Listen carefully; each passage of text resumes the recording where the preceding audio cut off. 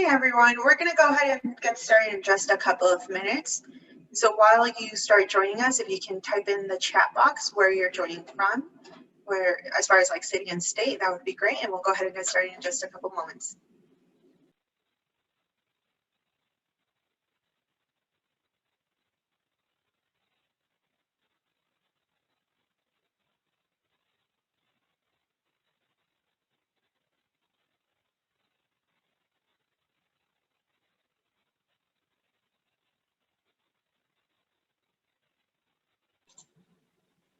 Perfect. I see that we're getting some individuals joining us from all over. We're getting people from Salt Lake City, Utah, Washington, API Chaya, so that's really fantastic. New York, New Jersey, this is fantastic, and Texas, that's really great.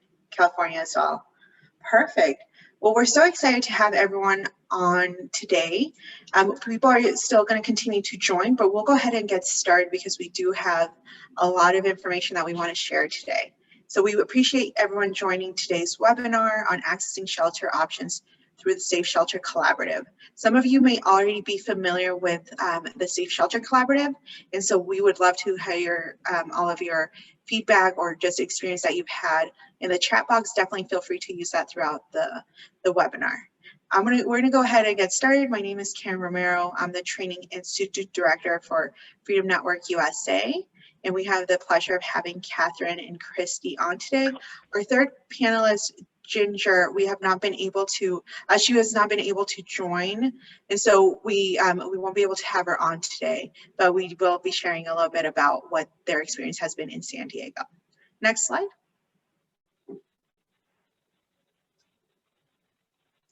Perfect.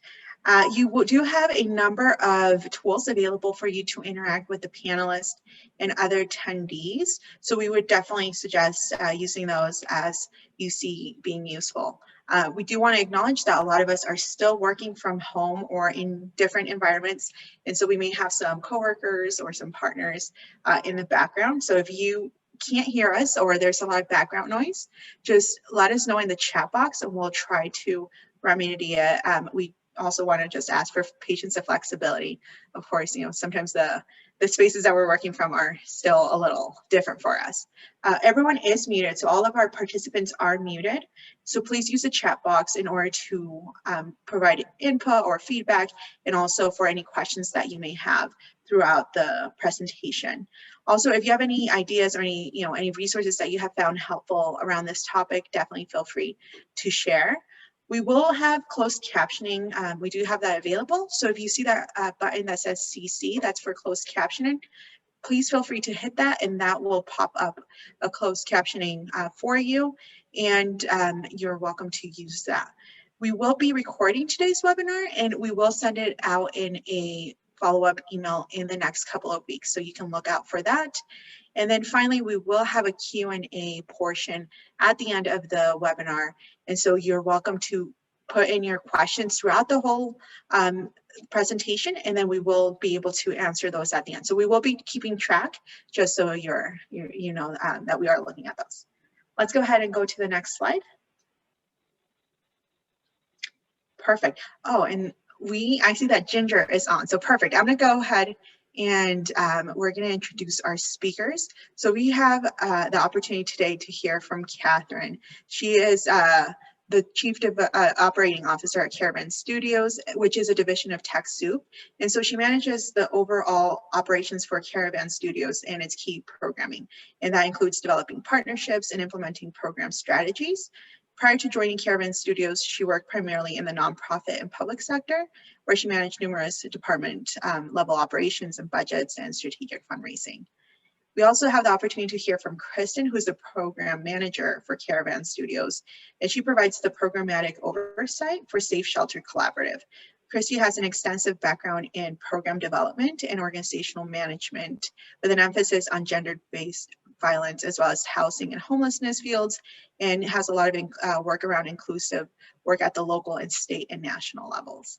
And we also have the opportunity today to hear from Ginger, who will be sharing her experience as a local provider in working with the Safe Shelter Collaborative. So she currently serves As the president and executive director of California Against Slavery, she is a former vice chair of the San Diego Human Trafficking and CSEC Advisory Council, and she sits on the San Diego County District's Attorney Crime Victims Supervisor Board. And so she has a lot of experience as a community organizer, and has done a lot of work in really putting together 32 partners in that Southern California Safe Shelter Collaborative. So we're really excited to hear about the work that they've been doing.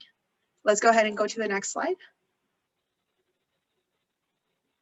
Perfect. So for today, we really hope that participants are going to walk away with an understanding of what Shelter Collaborative is, have a sense of how what the different functions are, and also understand on the ground level, really understand how you, if you're interested as an organization or within a community, how you may be able to leverage Safe Shelter Collaborative and really identifying safe shelter opportunities for trafficking survivors, and hear from what that experience has been on the ground.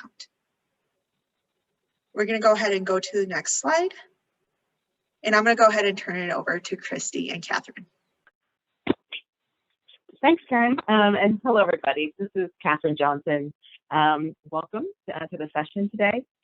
And before we get into the specifics of how exactly the program functions, I did want to share just a short background about how and why the program was created in the first place. And specifically, what issue was the program designed to address? Next slide, please. At a high level, not enough shelter.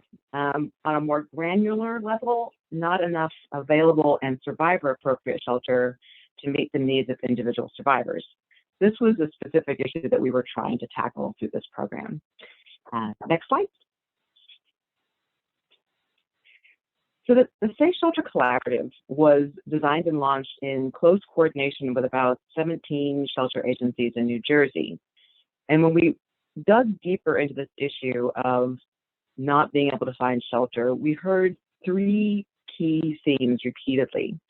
The first was that it just took a long time to find appropriate and available shelter for individual survivors. In many cases, a search that would extend over days, often spanning different shelter staff shifts, just a long time to find the available shelter for somebody. And then a related point, that the actual process of finding the shelter was incredibly labor intensive. It entailed a lot of hands-on effort by shelter staff, phone calls, voicemails, tracking on whiteboards and databases. So there was a lot of time involved and also a tremendous amount of effort. And we also heard, as we dug even deeper into this conversation about what some of the challenges were about finding shelter, we started to also hear that the survivors themselves would sometimes find themselves in a position of being re-traumatized because they would have to continually to tell their story over and over again. And that also this was a process that was sometimes stressful for staff themselves. So taking all of that feedback in, we worked, again, very closely with this group of agencies in New Jersey and also the Department of Children and Family Services of New Jersey to create the Safe Shelter Collaborative. Next slide. And actually, next slide, sorry. So the Safe Shelter Collaborative ended up being designed with the very clear, explicit goal of getting more survivors into appropriate shelter faster. It is a free, web-based technology service that currently offers two different features. The first is a way to quickly locate available and survivor-appropriate shelter beds in a single region, or in some cases nationally. In addition, there's a second feature, which provides a way for agencies that are already using hotels to place survivors when that's appropriate for survivor. It provides a way for those agencies to fundraise to cover the cost of those hotel stays. So two different features within the program are available to agencies. And to clarify quickly, it's agencies who are participating in the program can use one or the other feature or both. We definitely have an interesting mix of agencies. Some only use the program to engage with their individual donors to fundraise for hotel stays. Some only use the program to find available shelter beds. And then we do have a number that use both. It's an important thing to highlight. It's a question we frequently get. Next slide, please. So just a quick overview at a high level of how it works before I hand it over to Christy, who will be walking through the details of the specific steps involved. Agencies participating in the Safe Shelter Collaborative access the program through a web-based browser. This is a picture of the admin dashboard. Most agencies access the program via a desktop computer, but the admin dashboard can also be used on a mobile device, such as a tablet or a mobile phone. And that picture you see just to the left there of a mobile phone with an icon of a dove, that is what individual donors would see on their phone if they had downloaded the app to receive alerts about fundraising. So that mobile app works in tandem with the overall Safe Shelter Collaborative. Next slide. So just to recap again, before I head it over to Christy for a more detailed discussion of how it actually works, there are two features. The first we refer to as the Locate Shelter feature. And this is the feature that allows participating agencies to alert agencies in their region that they have a need for a shelter bed. So instead of calling one agency after another, they're able to tell numerous agencies at the same time that they have a need for a shelter bed. This expedites the ability to locate a possible placement and ultimately to make a placement for a survivor. Next slide, please.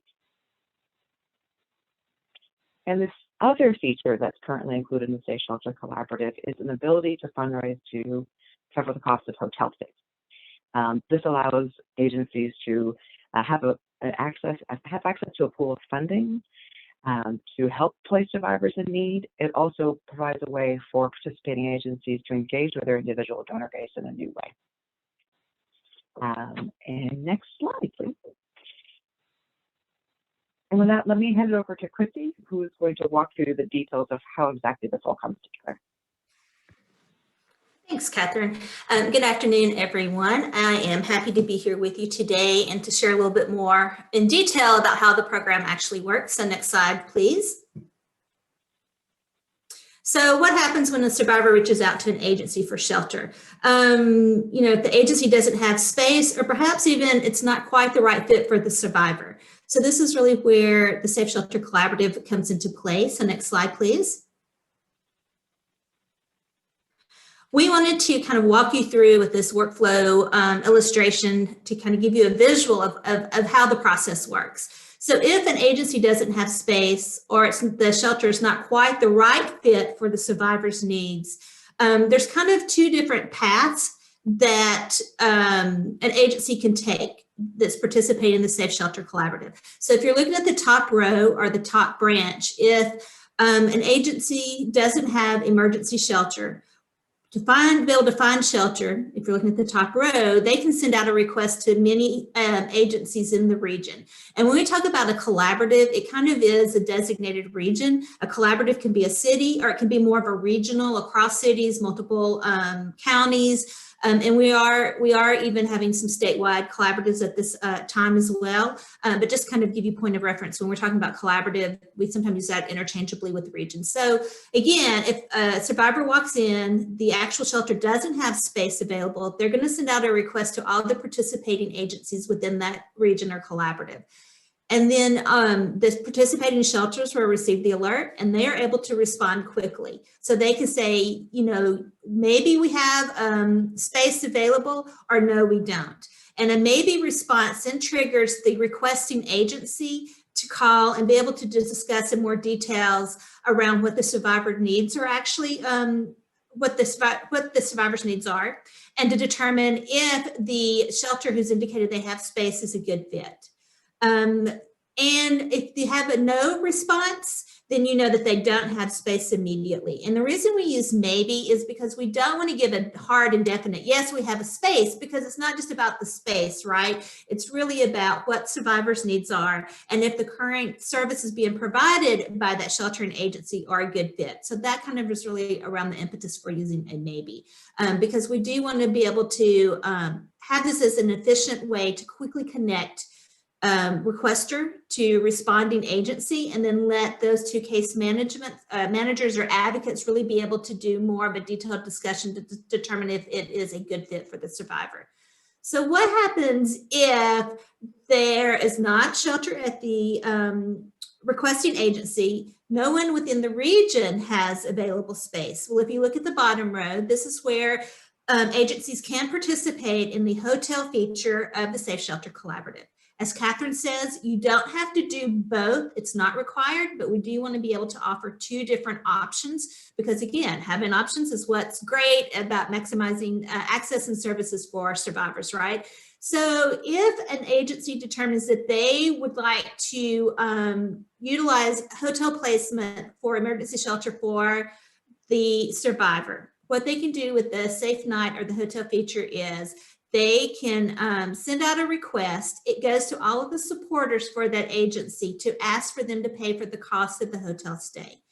So the agency sends out the request to the supporters. All the supporters see is that there is a need. They don't receive any information, identifying information about the survivor in any regards. It just is, hey, we have a need. Can you fill the need and pay for the hotel cost? So then the supporter, through the Safe Night app that they've installed on their phone, receives a notification and they can make a tax-deductible donation. So a couple of things about that is, one, we've seen where agencies will request the full night of hotel stay to be paid by one donor. But if you're living in a larger city, metropolitan area, and where hotel costs tend to be more expensive, you might decide, for instance, if hotel costs, this is arbitrary, but if hotel costs is $200 for a night, you might decide you want to break that down into increments so that not one supporter has to pay the whole cost, but it can be shared by multiple supporters. So you do have that option. So there's some flexibility in the way that works, and we're really excited about that. So again, agencies send out a request for the emergency funding and via a secure site. Supporters receive that request to donate via the Safe Night mobile app. They make a tax-deductible donation and they receive an acknowledgement stating so. And then agencies are reimbursed the month following the donation. So that's the one thing we want to stress. It's a great way to crowdsource fund, but it's not that the money is available up front. Once the supporter makes the donation, it's processed and sent to the requesting agency in 30 days or sometimes less. But that is also something to think about if you're interested in doing this feature, is if, do you need a pool of money up front to be able to offset that cost? Do you have grant funds that could offset that cost? How can is an agreement in place with the hotel to offset that cost until the actual donation is processed and you get reimbursed for it? Next slide, please. So what is the impact? Next, please. So what we've seen is where an advocate has spent hours and sometimes days searching for space and going through a multitude of lists and having to manually call each agency. With the Safe Shelter Collaborative, because those alerts are going out to all the participating agencies at once, we've been able to reduce an advocate's time searching for space from hours and days to often under 5 minutes. And so we have found in doing surveys with our participants that the most common response indicates that the reduction of hours to minutes, right? And so instead of, again, calling this exhaustive list, they're calling 2 to 3 to sometimes maybe 5 agencies, whoever has responded to say that maybe they have a space available. So it's drastically reducing the amount of time spent on searching and reallocating that time to be able to go towards solid case management and really being able to provide shelter faster to survivors, and also reducing their trauma by making them wait and be in a state of uncertainty, right? So we're really excited about that aspect of it and helping to free up time that advocates can use, again, to really be able to provide solid case management time and services to survivors. Next slide, please. So at a glance, I just will say, as you're looking at this, you might notice in the bottom right-hand corner, it's the stats through July 1st. I apologize that these aren't the most current stats, but as luck would have it, I have them. So if you will bear with me, I will be glad to give you some of the most updated numbers we have today. So we have actually been able to help over 2,118 survivors to date. And then we have a pool of about 2,200 supporters who are waiting to be able to fund emergency shelter. So they have downloaded the Safe Shelter, the Safe Night app on their phone, and when a program needs help with hotel placement, they're waiting on standby to get that requested help if they have the funding available to do so. Over $54,000 have been donated by 830 donations to date. And we've had over 2,600 requests for shelter, which has resulted in 1,288 actual placements. So often, if there's not an open shelter space available, we are also, the advocates are also doing information requests and referrals to other agencies or programs outside of the actual Safe Shelter Collaborative. But in actual placements through our technology, it's been 1,288 placements to date. And I'm really excited to say that the numbers that are showing where it says 153 agencies, we actually have 184 agencies within 17 states who are currently participating. So it's a nationwide endeavor. We are certainly excited about expanding into new territory and new communities. Next slide, please. And I just wanted to give you a visual of the map, just to show you where we are located. So everywhere you see a circle is representative of a program. And sometimes these are actual collaboratives. Sometimes they could be a program participating. So just to give you a little bit of information, as Catherine said, we started in New Jersey. So the Safe Shelter Collaborative in New Jersey is one of our most active collaboratives to date, but we just launched in San Diego in August, and Ginger's going to talk to you in just a few minutes about what they've been able to do, but they have started off like gangbusters, and they're doing tremendous work in San Diego as well. We are looking at launching next in Florida and Tennessee in 2021. We have a growing group of agencies in Colorado and Tennessee, and are also exploring options to launch in Pennsylvania, Massachusetts, and South Carolina. And within Massachusetts and South Carolina, it's a HT or human trafficking focus. So just to emphasize, it is the Safe Shelter Collaborative is set up to serve victims of domestic violence, sexual assault, and human trafficking. And where often we have collaboratives, as Ginger will share with you, that are a mix of human trafficking, domestic violence, and sexual assault. We do have some collaboratives that are solely focused on human trafficking and or DV, right? So it just kind of depends on what the need is and the interest, and we are certainly flexible to work with you in your communities on helping to establish a collaborative and or the Safe Night program that best fits your needs. So, and we also talked about, we have a few agencies in Iowa, North Carolina, and also in Northern California who are strictly using the Safe Shelter Collaborative solely for the fundraising feature, particularly in Iowa.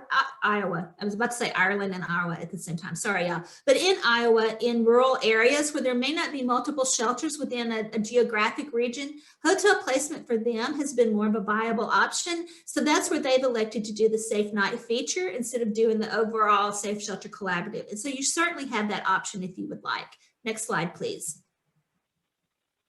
So just in wrapping up my portion of the presentation before I hand it back over to Catherine, we did want to provide an anecdotal quote for y'all, just from one of our advocates that's talked about how much their work has been streamlined, and just to emphasize, the reduction in time that it's taking. And as collaboratives are more active and growing stronger and increasing those numbers, again, the hours often go down to 5 minutes, and often 5 minutes or less. So we're extremely excited about the potential and look forward to having ongoing conversations with y'all about how we can support your work. And so I will now turn it back over to my colleague, Catherine.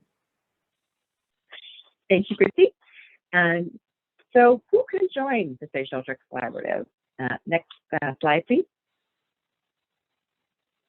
So just at a summary level, the Safe Shelter Collaborative is available for 501c3 organizations, tribal entities, and some law enforcement agencies that have very clear victim assistance services divisions or departments or teams or what have you.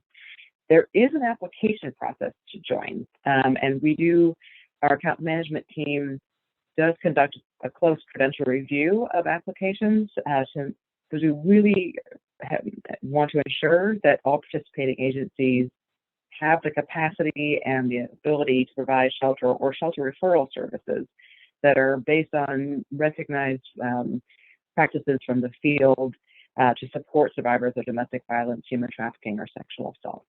So the application process can take a little bit of time. Next slide, please. The form itself is online. It's very simple. It should only take less than 5 minutes to complete. And to stress here, the application form and it is really just a first step in starting a conversation with our team to better understand how the Safe Shelter Collaborative can work for your organization or for the region as a whole, and to understand are you in a situation where both features are a good fit for your agency, or one or the other, or how this program can help you. So there's no obligation to join if you apply. It really is just a way to get the conversation started. And actually with that, I'd love to hand it over to Ginger, who can talk a little bit in more detail about the real world experience of launching a collaborative. Thanks. Hi, thank you. Well, I'm Ginger Shaw of California Against Slavery, and like I said, we coordinated the launch, and we're continuing coordination of the Southern California Safe Shelter Collaborative, which, as Christy said, is going gangbusters since we launched the end of August. But I definitely feel that we deserve our little dot on the map. If you notice, that map did not have a dot for San Diego yet. So I'm calling you out there, Caravan team, to put a dot for San Diego. California Against Slavery was formed back in about 2009, and our mission really is to educate, empower, and engage the people of California to fulfill their obligation to prevent human trafficking, to protect those who are vulnerable, to provide for those who are survivors, and to provide a platform for survivor voice. And we were born out of a grassroots initiative that decriminalized prostituted children, and it mandated law enforcement training in CSEC for all the law enforcement across the state of California, increased fines and penalties for the perpetrators. But when we launched, we were very active in political advocacy, and we still are, but we changed our focus in 2018 a little bit more, because we really believe, we've learned, and we believe that a connected and collaborating California is really what is most powerful. So we do that by a statewide directory of services, and I believe our website address will be up there on one of these slides. It's CaliforniaAgainstSlavery.org, spelled out. So sorry about that. But we have a statewide directory of services, and we have a calendar of events, and then we are serving to build collaboratives across the state of California. What does California look like? If you want to slide advance for me. Thank you. The landscape of service providers in California. I know we have a lot of wonderful service providers from California on this call, but just kind of an overview for the rest of you. There on our directory of services, we've researched it for about 1.5 years, and we have 1,400 service providers across the state of California. That includes agencies and organizations, and that's non-government, government agencies, education, legal, counseling, medical services, community advocates, and faith-based organizations.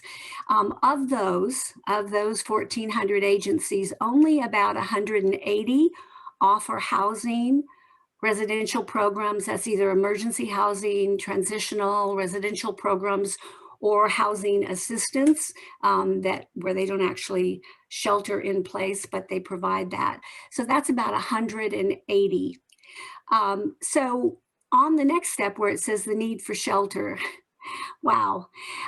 If you take a look at the latest Polaris report, and I apologize, I don't have that slide up there for you, but in 2019, Polaris, the National Human Trafficking Hotline number, had almost 5,000 reports, just calls, text calls, messages, that we have emails for the state of California on human trafficking alone.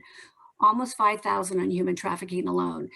That resulted in 1,500 cases of human trafficking that law enforcement took over, and it identified 3,021 victims.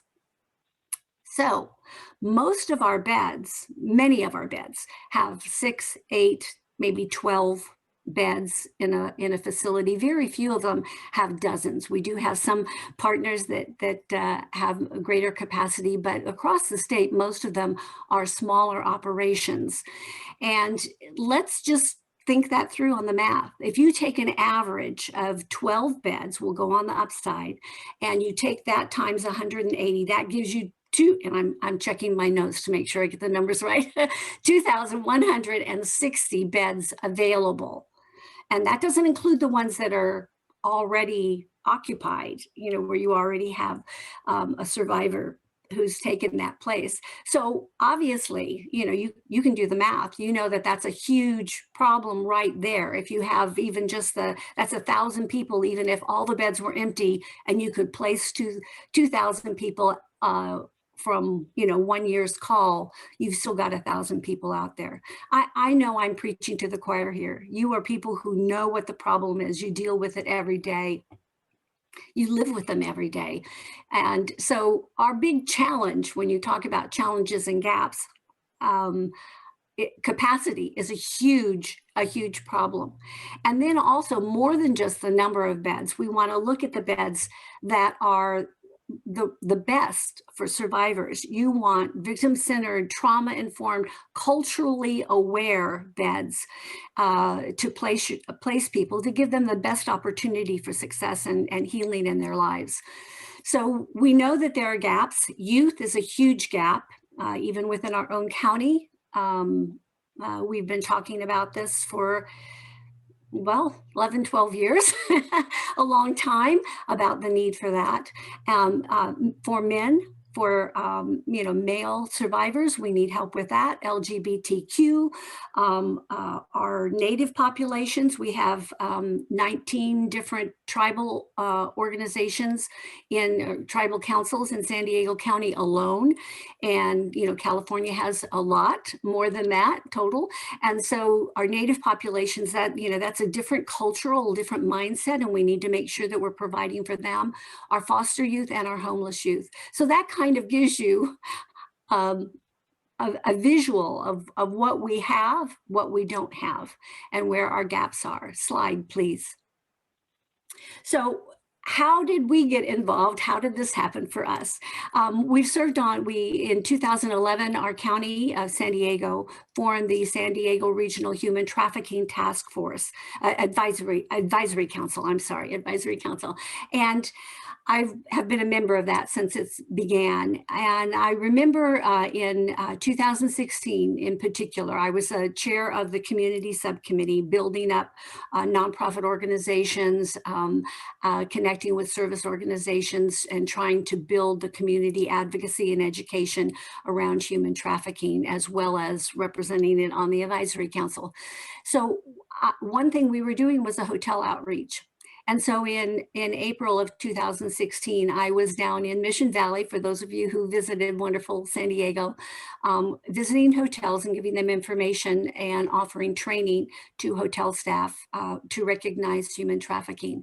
And as I was in one of the hotels in that area, I was talking to the desk manager, and and handed her the packet, set up a follow-up call with her, and I turned around and there was a young woman sitting on a chair with bags around her, grocery bags around her. And she said she was sorry, but she overheard what I was saying, and could I help someone who needed to get out of the life? And frankly, I am not a direct service provider, so it took me by surprise, but also excited, because I knew the great people in our community. But we walked out, and I got on the phone, and I spent probably an hour myself just calling everyone. It was like 4 o'clock on a Friday afternoon. Natalie and I went to dinner. We had a great conversation. I found a hotel that was a safe trained hotel and provided a couple of nights for her as I finally connected with some of our service providers to help her. But it came home to us that the things that I had been hearing, that we had been talking about on the advisory council, that our victim service providers had been struggling with for a long time, had a face. It had a person. It was very real, and we needed to do something about it. So we attempted to build our own app that with cost and lack of technology and all the different applications people wanted to include that, you know, had differing opinions, became a little more of an obstacle than it could happen. Our law enforcement and some of our service providers started a ping board, so that was functioning to some extent, but it was always the dream to have something more efficient. And in 2018, a couple of years later, I had the privilege of meeting Catherine and her associate Leah Polikoff, who's not on this call, but at the JUST conference in San Diego. And we took it back to the advisory council, and it was a unanimous, yes, we want to do this. And then we dove in to the how are we going to do this? The getting started of the Safe Shelter Collaborative. We already had some kind of collaborative going. And when we knew that there's an app for that, and it's ready and willing and even free, I mean, that is just the most amazing miracle after the year and a half that we had spent trying to develop our own. We started with our existing local network. And I just want to emphasize, if you have a good active collaborative, go with it. Take the idea back to them, start brainstorming, start talking, and expand on it. I can't emphasize enough the value of having your local government agencies and your local law enforcement involved in this process. They may not be active partners of a collaborative, but get them on board. We were very fortunate to have the support not only of our advisory council, but of our DA's office and our law enforcement. And so it's been really very, very helpful to have that support. It's also very helpful as you're recruiting new partners in your collaboration. It adds a strong base for building your collaborative. We did a needs assessment with our victim service providers, which helped us identify exactly what the challenges were that they were having, but it also did something else. It helped them assess, would this be helpful? How could technology help me? So that was kind of like seeding the field before we started planting the idea in their minds. And then because Safe Shelter is designed to serve domestic violence, sexual assault, and human trafficking, we decided to bridge across populations, across service communities, to include all of those in ours. And that was really pretty exciting. If you don't have an existing collaborative like we were fortunate enough to have, I mean, I helped build the collaborative here, so I understand and I know what a challenge that can be.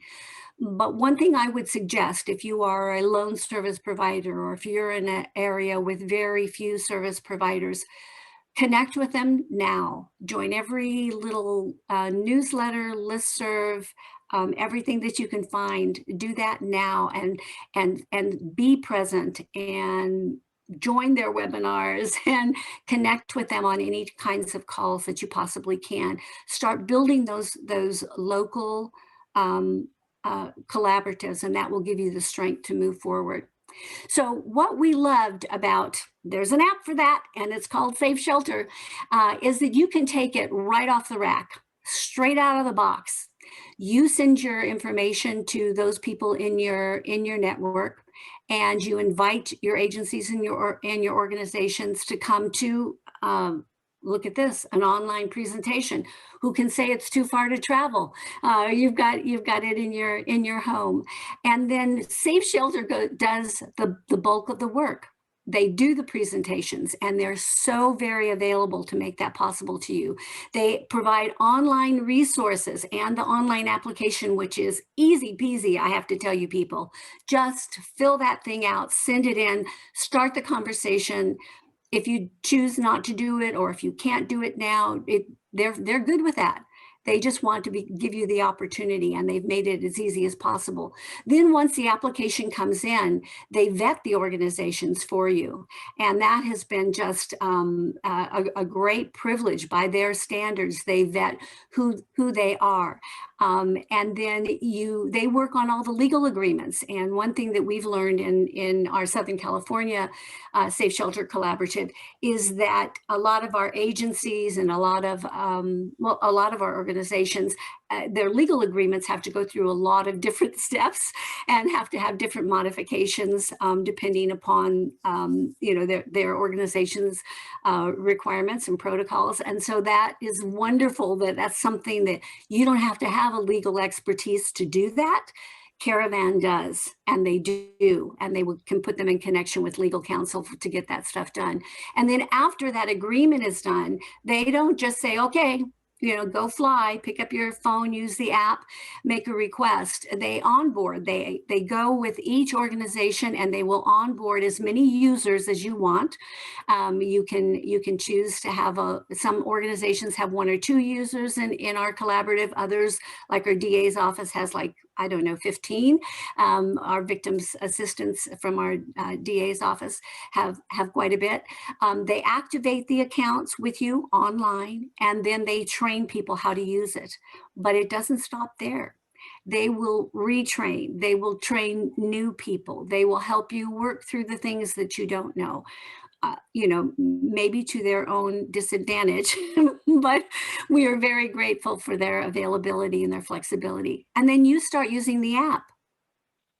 You send out the request. And what's remarkable about this is you have a network of your trusted collaborators right there and ready to go.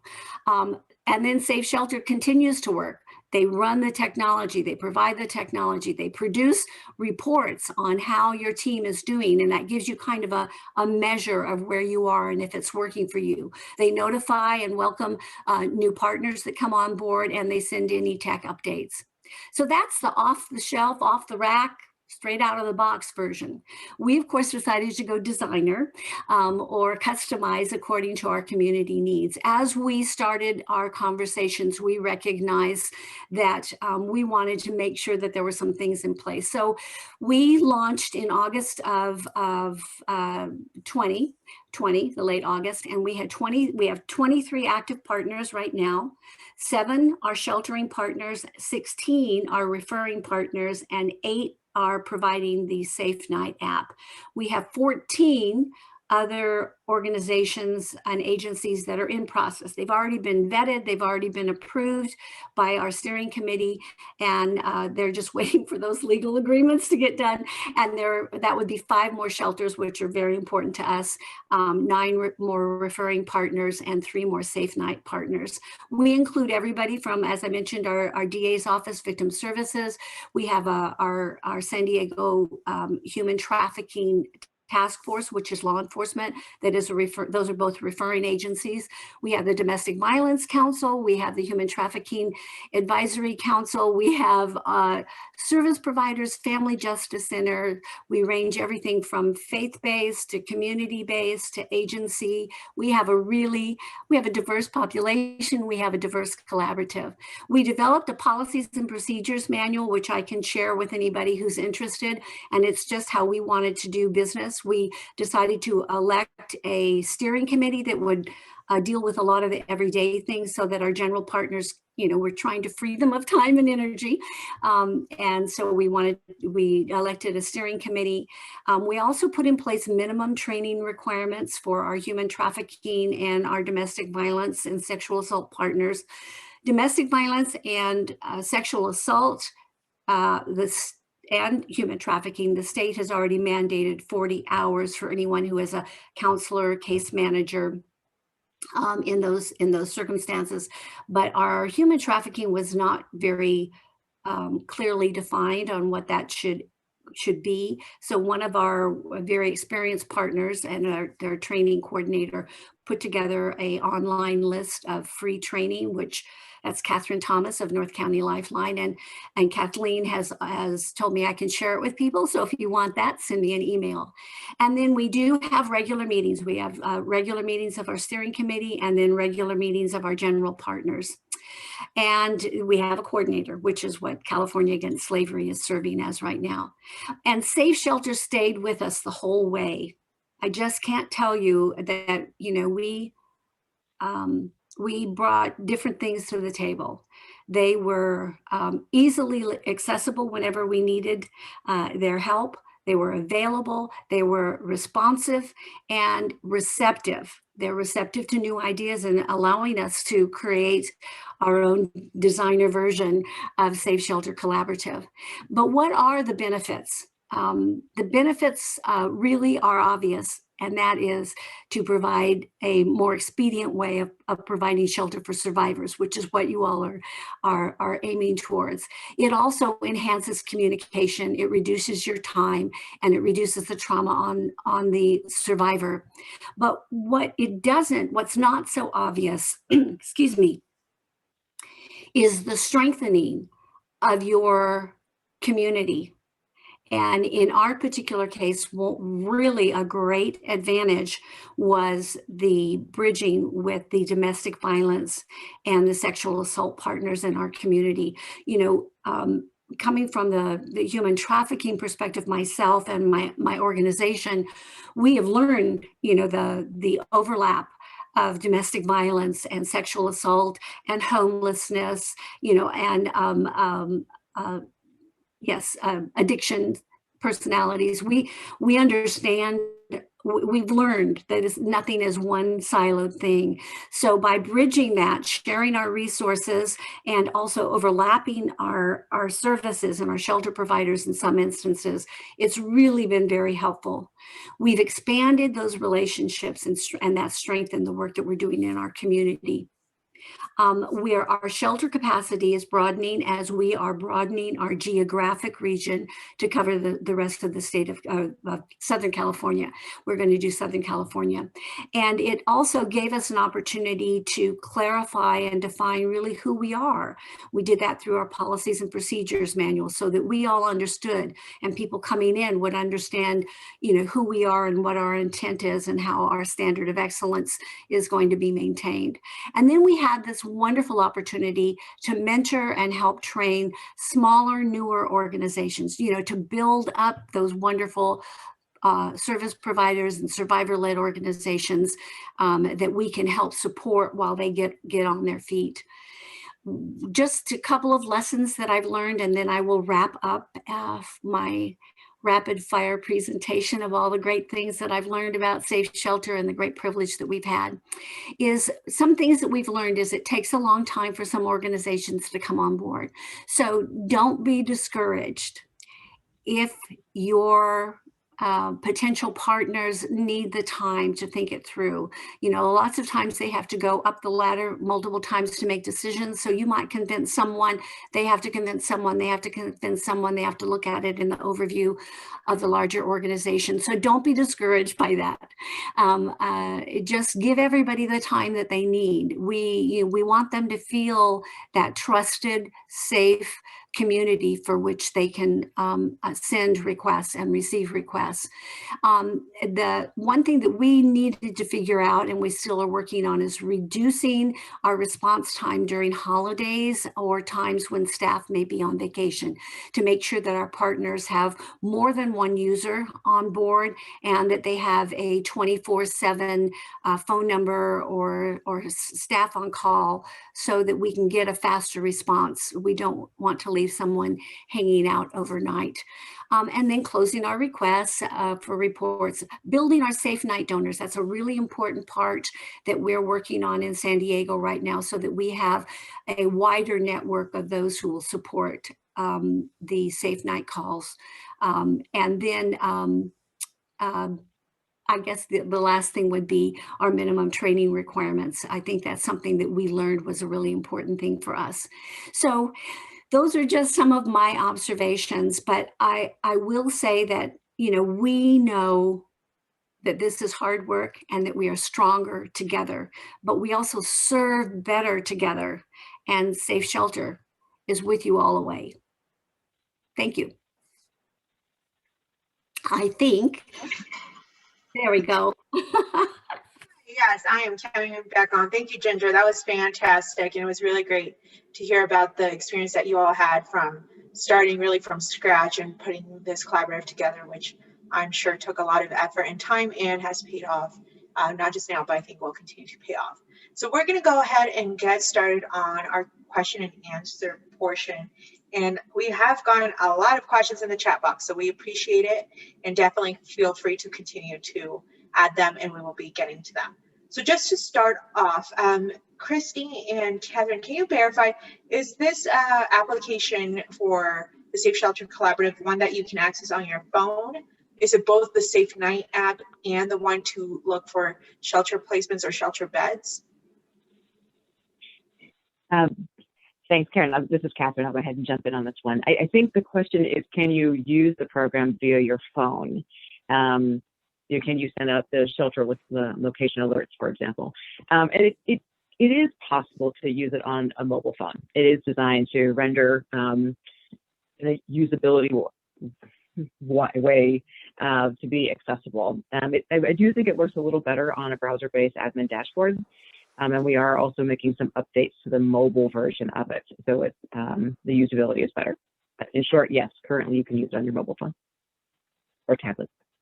Perfect.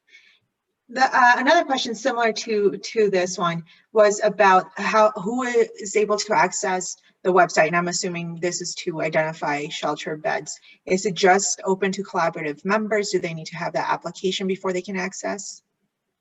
So thanks, Karen. That's a great question. And I'm sorry. Go ahead. Who was going? I feel like I'm talking over somebody. Okay, I'm going to jump in. So a couple of things that I don't know. I know we gave a lot of great information today, and I'm not sure if a couple of things. So yes, you have to be a member of the collaborative. And so two things about that are two different types of programs can participate. You can be a program with sheltering beds or have shelter space available, right? And you can also be a program with no shelter beds, but you're going to refer in. So if you are an advocacy group, but you don't have shelter beds, you can participate. As Catherine talked about, and Ginger can also elaborate on this. We have an application process that's pretty thorough, so it's not meant to screen. Well, we just want to be sure that folks are doing trauma-informed practices, that they are putting survivors first and being very survivor-centered, and that they're actually they have the capacity to do what they say they are, right? So we do have, through that, the application process, we do vet, and then once an agency is approved to participate, then you can determine who is going to be a user from your agency. So it just can't be anybody, right? You've got to designate who that is. They go through some training to be able to do that. But you don't have to be an agency solely with shelter beds to be able to participate. We have victim service advocates who are participating with DA's offices. Again, we have people who definitely have shelter space available. And then we have other allied advocates who they don't have shelter space, but they're working very closely with advocates. So just to point that out, and then I'll stop and let Catherine and Ginger chime in as well. Well, I just wanted to reiterate that you can have multiple users from your organization. So you have one, or I think you can have more than one administrator for an organization, but you can have multiple users. So for example, Generate Hope, which is one of our shelter providers, they have an administrator, and then they have like 4 or 5 people on their staff that are users, the people that would come in contact with survivors and know that there was a need for shelter, or they would be able to seek shelter, from another place. And then, of course, our referring partners, which California Against Slavery is a referring partner, our DA's Office Victim Services, our Human Trafficking Task Force. Those are all, in addition to other community organizations, they are referring partners. But we have more than one user because we come in contact with survivors that would need shelter. So that's multiple users. Perfect, thank you. And you, Christy and Catherine, I think you may have covered this a bit in your presentation with the map, but 2 questions that came out of that. So are organizations or different collaboratives able to be created within one state? For example, a state like California, where it's a very big state. So are there different collaboratives that can be opened? And also, are attendees able to access a list of existing collaboratives? Yes, you can have, some states do have multiple collaboratives. For example, in California, we have a group in San Diego. We also have a group up in Northern California. It stretches from Monterey up to the Lake Tahoe area. And then there's actually a single agency up in the very, very northern part of California that uses the Safe Night app. So there are these 3 different groups in one state, and we are seeing that that's something that could happen in other states as well. So was there part of the question that I needed to address there, Karen, or did I cover it? Yeah, it was around if there was a list of existing collaboratives that is generally are available to the public or to providers. We can definitely provide a list of participating agencies, yes. Perfect, thank you. The next question is there a cost for agencies to participate and to be part of this system? So no, it is free. Free. I'm stopping. Free. Get it while it's hot. It is free. That's it. Perfect. Perfect. In addition to that, is there a percentage taken off a donor's gift from the Safe Night app? That is a really good question. So the donation that comes in, it's not a percentage. Like if a request is made, we need a hotel stay for $100 to be donated. It doesn't come off the $100, but there is a service fee on top of the $100. So the agency gets the full amount, but the donor or the supporter who's given the money, they are alerted that there is that fee involved. And it's just to help with the processing, right? But we don't take anything off. We want to make sure that, like, if it's $100 or $50 or whatever it is that the agency has requested, they get that full amount. And there is just a slight fee over. It's not exorbitant anything. Catherine, is it owned? You can talk more about how it's derived. You covered it perfectly, Christy. There is a processing fee to cover the transaction aspects of the donation. And it's very minimal. Thank you. Minimal is the word I was trying to get to, Ginger, and I couldn't get there. So thank you.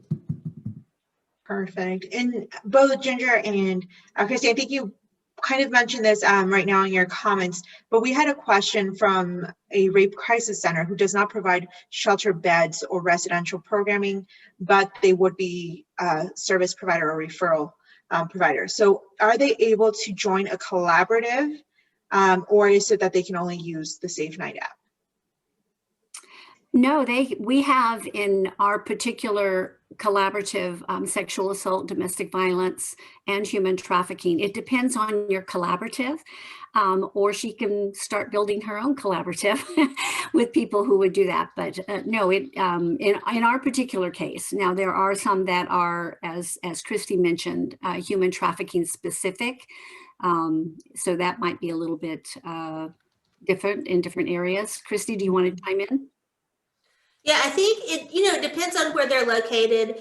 Certainly, when we are trying to, I think San Diego is a great model for how human trafficking, sexual assault, and DV can all work together. So I think if depending on where the agency is located, if they're interested, we certainly can help make introductions and connections, because I think, again, the more we can cross collaborate, it would be a matter of them making that connection. It's not like we have a rule you can't do it, but it would just be with them, us and helping to make introductions to that existing collaborative and talking about how that could happen. So, I mean, there's a lot of flexibility there. I think the thing with some of the questions, and we'll go off on just a little bit of a side note here that I've seen come in, we are helping to provide the technology and the structure to do it, but it's up to like how Ginger, the way they've done it in their community, they really defined how they wanted to have a steering committee and do all the structure in place. We have others that have been pretty structured, but not quite as intentional around to the extreme, not extreme, because that sounds bad, to the degree, which is we love what San Diego has done, right? But because they've been so intentional about getting policies and training, consistent training in place for everybody. But you have the community, it's up to them to kind of decide what that looks like for each community, and we're just there to support it. So, but we do, again, with the vetting, want to make sure that programs are trauma-informed, survivor-centered, and doing best practices, right? That's kind of where we come in at the beginning to ensure that programs are doing what they say they do. If that makes sense. Sorry, that was a little bit of a tangent, y'all. Oh, that was fantastic. And we are getting multiple requests for the list of collaboratives are in existence right now. So what we'll plan to do is we'll get it from Christy and Catherine, and then we'll attach that to the recording and we'll send that all in one email in the next couple of weeks. So that way everyone that registered is able to get that. The next question that we actually got a good number of times is around different age groups. So does a collaborative allow for shelter beds or for agencies that serve either youth or children? So certainly that, yes, if there are agencies in that community that's who they're serving, yes. Ginger, do you want to talk a little bit more about how what you've done in your... One thing that when we made the leap to connect different communities, we talked to Caravan, and they put a filter on the filter requests so that if you are a shelter provider for human trafficking, you don't, you get the different populations. It goes to the shelter providers that serve that particular population, so that you're not getting requests from everybody that comes out, but just those who provide shelter for domestic violence or human trafficking. And there are different ways of identifying. It's on the shelter request. It can identify the age. And I don't know if you have a sample of that somewhere to put up, Christy or Catherine, but there is, the shelter request asks questions about the not specific identifying information about the survivor, but general information about their age, whether or not they have children with them. We even added pets at some point because some survivors need to move with their pets, and whether or not they have mental health issues or criminal charge. I think criminal is on there, but anyway, some of the medications that they may be on, health issues, medication. So there is a really great shelter request form that filters a lot of the information that goes out, or that if you receive it, you have information and your organization can filter them themselves. We want places with youth. We don't have enough of them, and so we know that's a great need, and so we're conscientiously seeking to recruit them within our region, and we do include them. We have some that already are, and we're seeking more. Fantastic. And then, Ginger, you were actually just going into a topic that we got some questions on as well. So maybe you all can expand a little bit on that. And the question was around what type of information is being asked when you're making a request for shelter. So how much information are you providing? How much background information on the survivor? Type of victimization. So what does that actually look like in practice? Okay, well, I apologize. I don't have that slide up. I don't know if somebody can grab that real quickly, yeah. Chris, while I give my background information. Do you have it? Yeah. No, I don't know. I was just going to say, go ahead and we can fill in any gaps we need to. Okay. So, well, what I want to preface this by saying is we are going under the assumption that they have come in contact with someone who is a service provider, case manager, someone who is gathering the information, who's informed about it. So they find out, they may know the person's name, and they may have understand their circumstances based on how they came in contact with them. But the form that is used to send out a shelter request is given chronological number. So it goes out as number 41563, which I am assuming is the 41st or whatever request that comes through the system. And so there's no identification on the person except for the person making the request. They know who they are, and they ask their age, they ask their whether, as I mentioned, children, animals with them, the mental health, and whether or not there are mental health problems, and whether or not they're on medication, it's controlled by medication or not. If there's any history of violence. Christy, fill me in on the rest of them. Well, and I think for us, let me just say, instead of like going point by point, it is what we're trying to do, because we are not a holder of data. Like, and I know there was a question about how we were different from some other organizations. We really are using the technology to facilitate connecting survivors to shelter, right? So we are trying, there's 10 points or 10 information points that we are asking for, when an advocate's working with the survivor to put the request in. And so it's non-identifying information. Again, we're not a database. We don't hold on to data. So once the request is closed out in Safe Shelter Collaborative, that information goes away. So it's not being held anywhere. And then we can certainly share with you, because I should be able to say those 10 points right off the top of my head. But sorry, I was getting a little distracted answering something in the chat box too.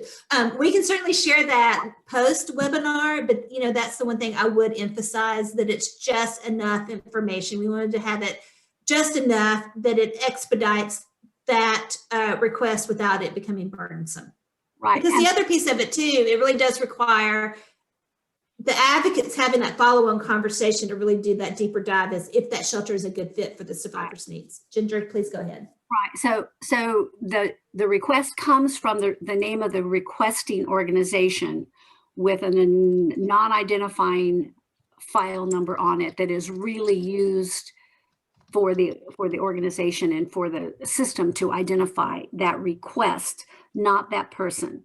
And then the intake is taken when you receive a maybe response from someone.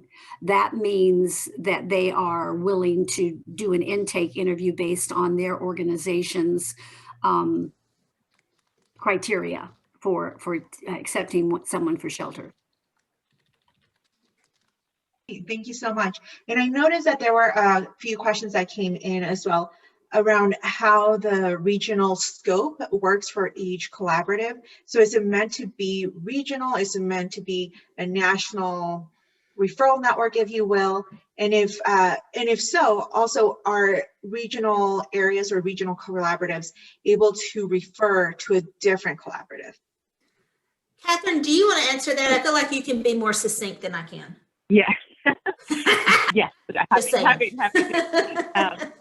Well, when we initially designed the Safe Shelter Collaborative, it was with the idea of working on a region-per-region basis. And to sort of echo some of the comments from Ginger and Christy already, part of the power of the working as a regional collaborative is it reinforces the capacity and the understanding among agencies in a specific region.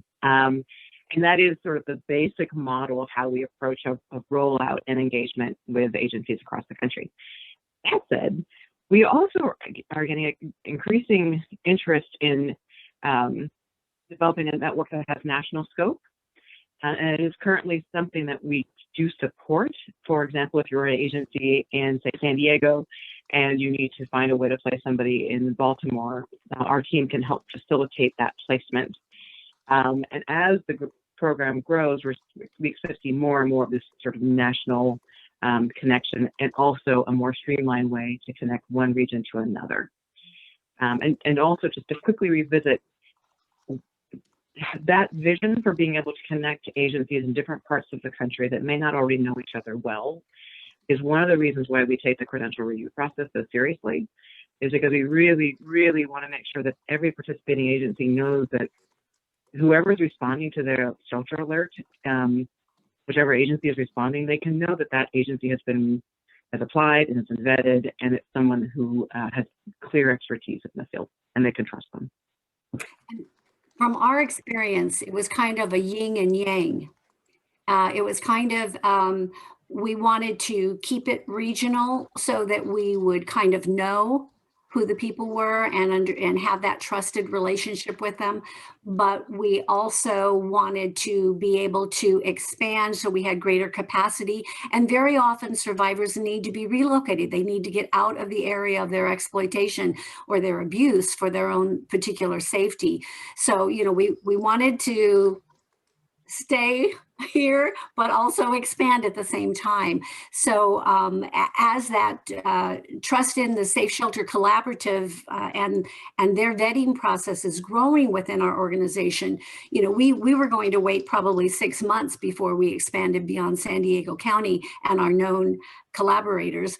But we're confident enough dealing with this particular organization and the people in it that we trust the vetting process enough that now we're expanding. You know, we're just technically 3 months in and we're moving. That's amazing. Thank you. The next question is around, I think it's kind of a case example. So for example, would somebody be able to access a shelter or be able to use the Safe Shelter Collaborative for a client that might already be sheltered, but for example, for they stated for a DV situation, the abuser may have found them, and so they need to switch or may be able to be transferred to a different shelter. So can the collaborative be used in that way, or is it just when they're out of beds and may not have availability? Oh, yes, like that is definitely a situation in which they could use the Safe Shelter Collaborative. In fact, I think it's really well suited for that kind of situation. Ginger, did you want to add something to that? Or? Yes, they may. Perfect. So we have, yeah, go ahead. No, I was just gonna say ditto, that's it, yes. Perfect, awesome. The next question was around, so any interactions or for specifically around law enforcement agencies like Homeland Security, is there any way that they can be involved with a collaborative?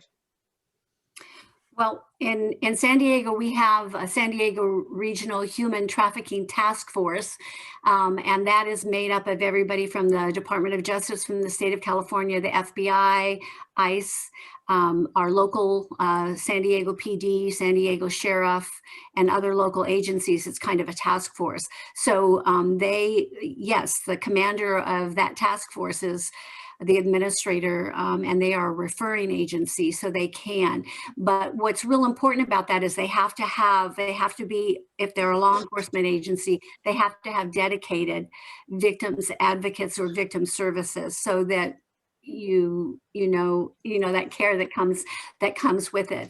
And frankly, just right before this call, and that's why I was a little late getting on, there was a request from the San Diego Police Department, who is not a member of our collaborative, but a detective reached out to see if we could help with something. So yes, I think if they have the victims advocates, that is a very important fit. Right. And anything, Christy or Catherine, on that end as far as getting any sort of law enforcement? I'm not sure if you've seen anything different in other areas or collaboratives. I know we've had Karen. Catherine could probably talk to this a little bit more since she's been, longer with Safe Shelter Collaborative than I have. I know we've had, like Ginger mentioned, we've had several DA offices with the victim service advocates who've been really interested. Catherine, can you speak a little more to the law enforcement aspect? Yeah, we've had a lot of interest from different law enforcement groups, particularly at the local level. With the use case being, you have a local law enforcement that has a survivor that they need to find some way to get them to shelter quickly, and they don't always know exactly what one place to call to make that happen. So we have had a number of conversations, and I think that's a really promising opportunity to engage with law enforcement in that way. But we also want to be clear that when we are working with law enforcement, that we are working with a victim assistance service provider division, so that the person engaging with the program is functioning in essence as a case manager on behalf of that survivor. So it's an ongoing conversation. I think it's really promising, but still a little bit in play. Perfect. Thank you for sharing.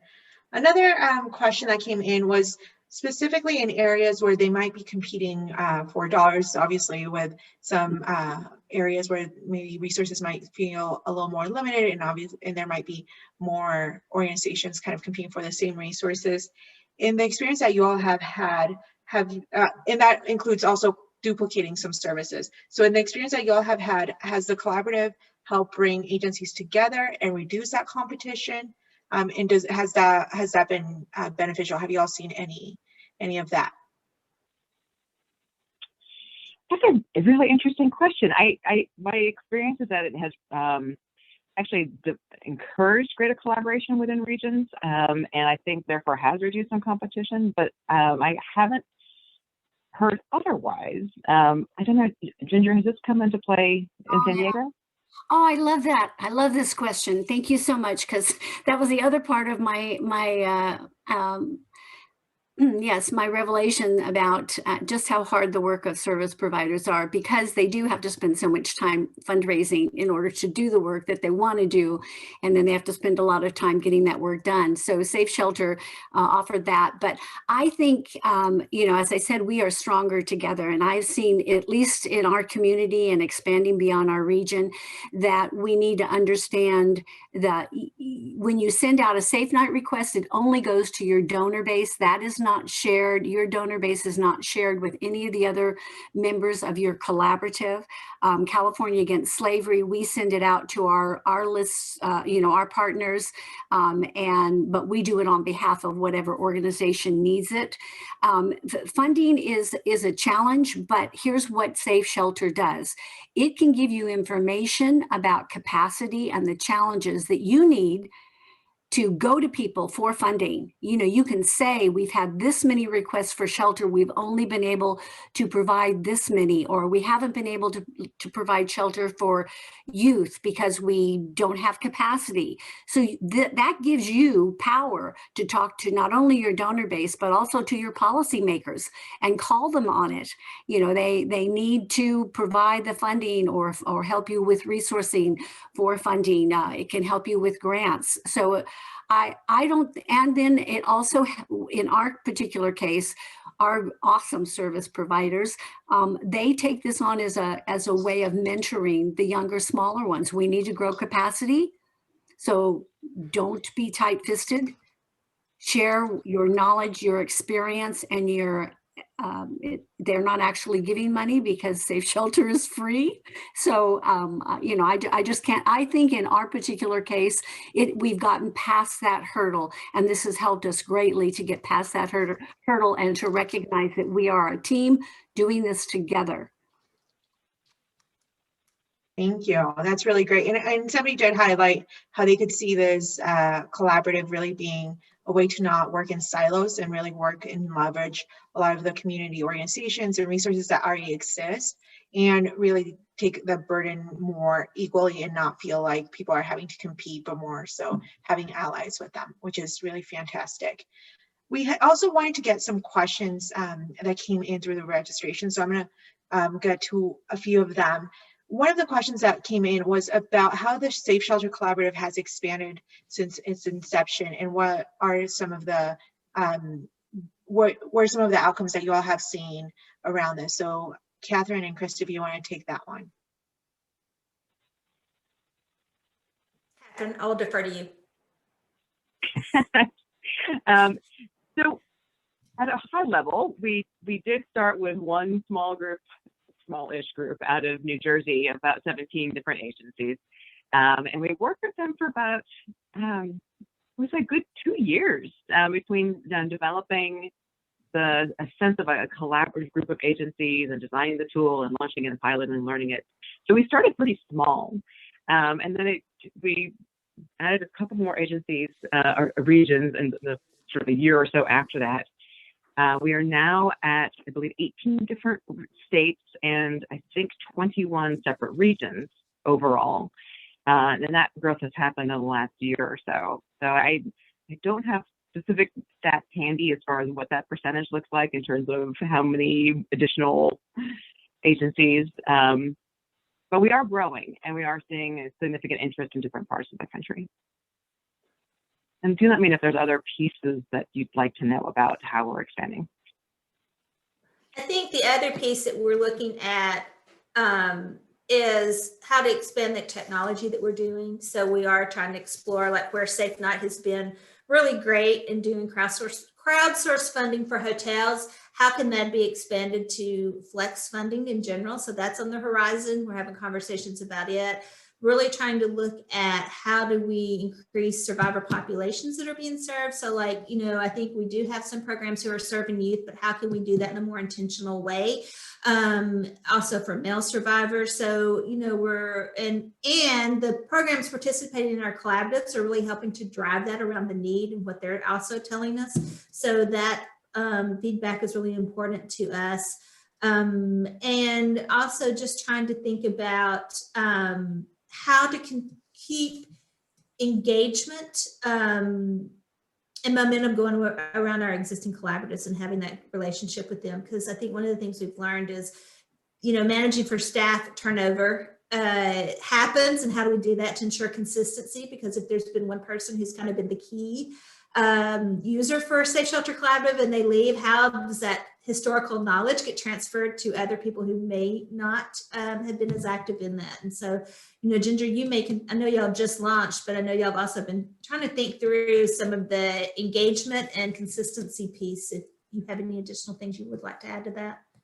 Just real quickly, multiple users. I think I've really I've been pushing that to make sure that we have multiple users from each organization. And then we have regular meetings like this. We just had one yesterday that was all our general partners are invited to that. We have all total about 112, I think, users, and so they're all invited to that. And we did a human trafficking awareness because we're multidisciplinary.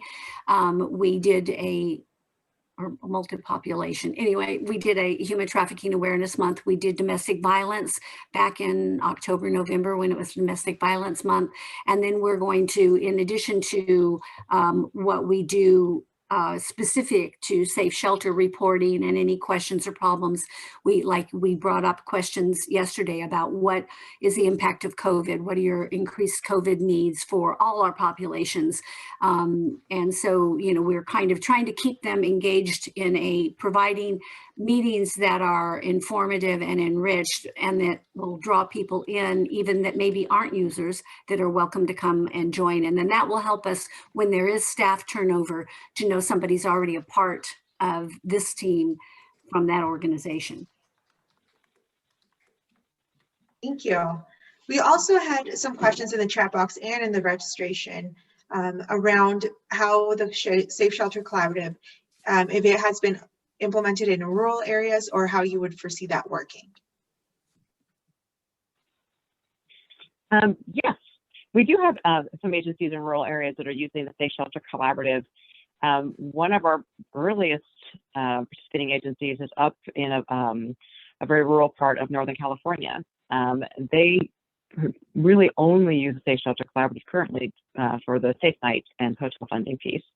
But that said, they have also looked at how they might be able to connect with other regions, if they can secure the transportation to get to move a survivor to a different region.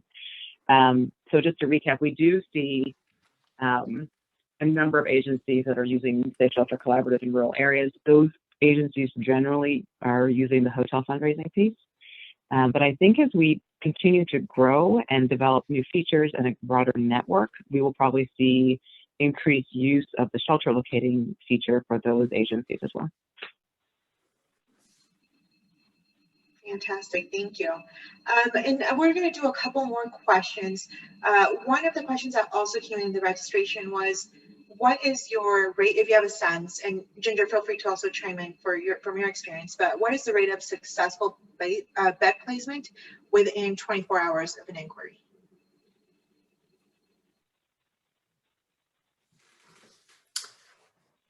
That is a good question. Catherine, I mean, the data we're collecting, are we collecting on that piece of it? We don't have a specific 24-hour window, but we could we do have the capacity to look into that and come back with information about a 24-hour placement rate. Great. Ginger, I don't know if you've had a sense, and it doesn't have to be to the 24 hours, but. I'm looking for my, my activity reports here. I just had them yesterday, but I've moved them someplace else. We have, because we're a newer collaborative, we had great success with a lot of them and some not so much. And of course, COVID impacts a lot of our ability to place. I'm sorry, I'm still looking for these. I'd like you to see them. This is produced by Safe Shelter. They kind of give you a summary of the number of requests and how many requests are still open. 24 hours, we get the maybes within minutes, usually. But we don't necessarily get the closed requests within 24 hours, if I can just put it that way. So the maybes are coming. That's when the conversation moves from the requesting agency to someone who may be a receiving agency. So I do know anecdotally on a few of them that I've been involved in, it's been usually a couple of days in a hotel while the intake is being done, but that's pretty quick. Responses come quick, but then it's due to COVID and just a little more careful. Well, the intake process that service providers do all the time anyway, it takes a little bit of time. So I can't say for sure, but responses are almost always within 24 hours.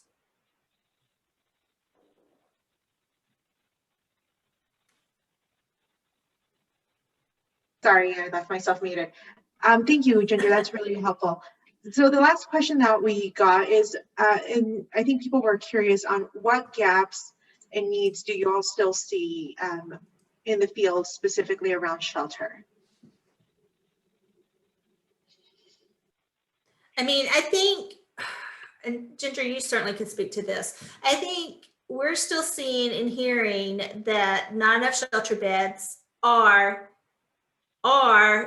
there's not enough options post-shelter. So there, how do you create more housing options? And so shelter becomes, and again, this long-term or longer-term stay than it was ever intended. We're still hearing that, right? And then in times of COVID, when it's been challenges around congregate housing, we've had a lot of increased interest in the hotel placement feature at this point because programs are just having to look for other options. But that's kind of, some of that I know is probably not surprising to y'all. It's the same things you're experiencing, I'm sure. Ginger, what would you add to that? Well, I would add, thank you for that opportunity, because I'm sitting here like so excited to be able to tell you that when we expanded beyond HT, I mean, we have great HT residential programs, service providers, but sometimes the emergency shelter is a harder thing to place because we don't have well, anyway, sometimes that's a little bit harder to place.